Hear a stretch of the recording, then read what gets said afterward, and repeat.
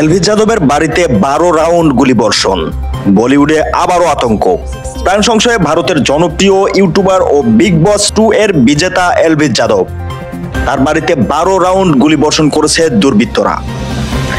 ভারতীয় গণমাধ্যম আনন্দবাজারের প্রতিবেদন থেকে জানা যায়, রোববার 17 আগস্ট ভোররাতে হরিয়ানার গুরগাঁও শহরে এলভিস যাদবের বাসায় হামলা চালায় 3 দুর্বৃত্তকারী। প্রত্যক্ষদর্শীরা বলছে, মোটর বাইকে 3 জন বাড়ির সামনে এসে 12 রাউন্ড গুলি ছোড়ে। এ সময় বাড়িতে এলভিস না থাকলেও গৃহ সহায়ক ও কেয়ারটেকার ছিলেন। হামলায় তারা অক্ষত রয়েছেন।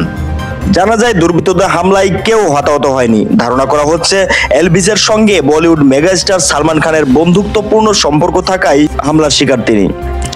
আর এই হামলার পিছনে থাকতে পারে কুখ্যাত ডন লরেন্স বিষ্ণয়ের দলের সংযোগ। হামলাকারীদের খুঁজতে চিরুনি অভিযান চলছে। তদন্ত শুরু করছে হরিয়ানা পুলিশ।